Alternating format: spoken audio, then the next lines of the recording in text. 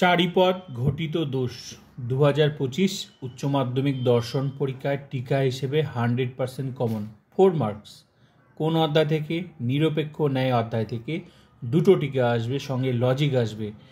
এই টিকার সাথে আর কি কি টিকা তোমাদেরকে পড়তে হবে? এই যে দেখছো, এগুলো বেশি করে পড়বে। চারিপদ ঘটিত অব্যবহিত সংক্ষিপ্ত ন্যায়, অবৈধ সাধুদোষ, অবৈধ পক্ষদোষ, নয়ার্থক আশ্রয়ভাগ, এই টিকাগুলো বেশি করে পড়বে। তারপর এগুলো নিরপেক্ষণের সংস্থা, নিরপেক্ষণের মূর্তি, নিরপেক্ষ ন্যায়, এগুলো সমস্ত টিকা আমি লিখে দিয়েছি। 2025 ফুল টিউশন এই অধ্যায় সিলেক্ট করলেই প্রোফাইল ভিজিট করে এই সমস্ত টিকাগুলো পেয়ে যাবে। সুন্দর করে বুঝিয়ে দিয়েছি। এই অধ্যায় থেকে এমসিকিউ আসবে, সেটাও লিখে দিয়েছি উত্তর সহ। এই অধ্যায় থেকে লজিক করে দিয়েছি, এমনভাবে লজিক শিখিয়েছি যে কটা লজিক আছে প্রোফাইলে 2025 সেই কটা যদি লজিক করো, কারো ক্ষমতা নেই তোমার লজিক ভুল ধরে, ঠিক আছে? যদি সঠিক লজিক, তোমার যেটা ইচ্ছে করবে পরীক্ষায় এটাও থাকবে, এটাও থাকবে, তোমার যেটা ভালো লাগবে তুমি করবে।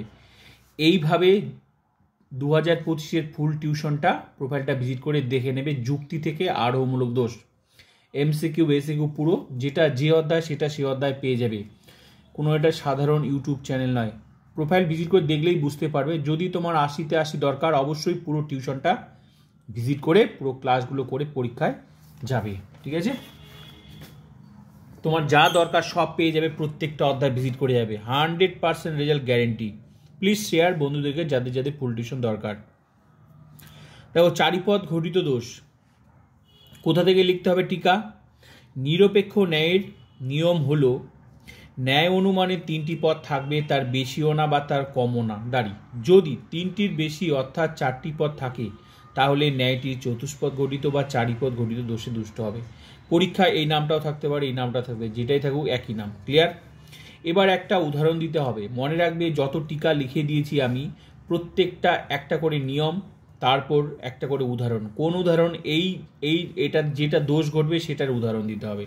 যেমন ঈশ্বর মানুষ সৃষ্টি করেছেন, মানুষ পাপ সৃষ্টি করেছে, সুতরাং ঈশ্বর পাপ সৃষ্টি করেছেন। এই যে তোমার যদি একটা চারিপদ ঘটিত দোষের উদাহরণ মনে থাকে, তাহলে তুমি সেই উদাহরণটাও এখানে দিতে পারো, কিন্তু তার জন্য ওই টাইপের আবার ব্যাখ্যা করতে হবে। ক্লিয়ার? তো আমি যেভাবে দিয়েছি সেভাবেই পড়বে, তাতে তোমাদের সুবিধা হবে। ক্লিয়ার?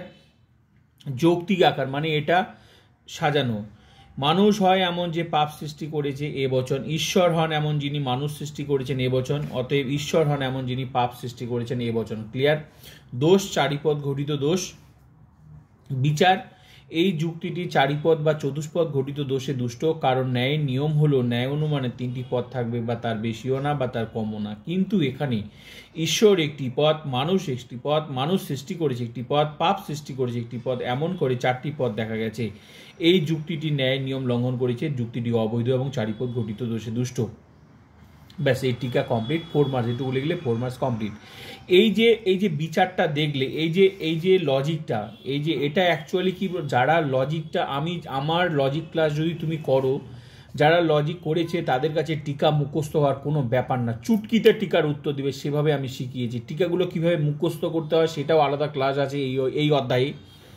তো এই যে বিচারটা দেখছো, এটা হচ্ছে লজিকের পার্ট। পরীক্ষায় লজিক যে প্রশ্নগুলো থাকবে, এরকম করে যুক্তি দেওয়া থাকবে, সেখান থেকে তোমাদের উত্তরটা এখানে করতে হবে। কিন্তু এটা তো লজিকের পার্ট, কিন্তু যেহেতু টিকা লিখতে হবে, তাই টিকা লেখার নিয়ম হচ্ছে শুরু থেকে নিয়মটা দিতে হবে। নিয়মটা লঙ্ঘন করলে যেটা দোষ, যেমন এটা চারিপদ ঘটিত দোষ, তাহলে চারিপদ ঘটিত দোষ হলো তার নিয়মটা দিতে হবে, কোন নিয়ম লঙ্ঘন করলে চারিপদ ঘটিত সেটা, তারপর তার উদাহরণ। আমার প্রত্যেকটা টিকাতে দেখে নেবে, সেভাবেই করানো আছে। ক্লিয়ার?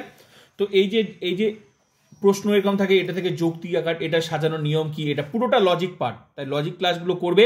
আমি যদিও মেইন টিউশনে দেখে নেবে, এগুলো হচ্ছে আমি শিখিয়ে দিয়েছি, ঠিক আছে? তো এখন হচ্ছে মুখস্থ করো যাদের, আর যদি লজিক না করার দরকার নেই তাহলে তোমরা মুখস্থ করে নাও। ক্লিয়ার? আর যদি মনে লজিক করবে তাহলে আমার পুরো টিউশনটা দেখে নেবে।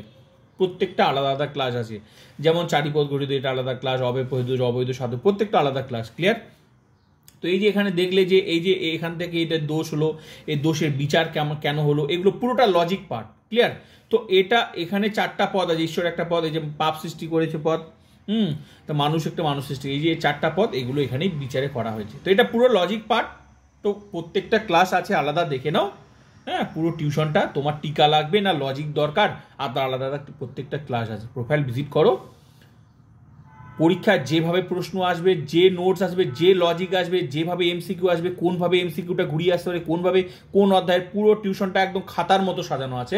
প্রোফাইল ভিজিট করে এখন থেকে শুরু হয়ে যাও অধ্যায় ধরে ক্লাস করার, নাহলে বিশাল বিপদে পড়বে। প্লিজ শেয়ার বন্ধুদেরকে।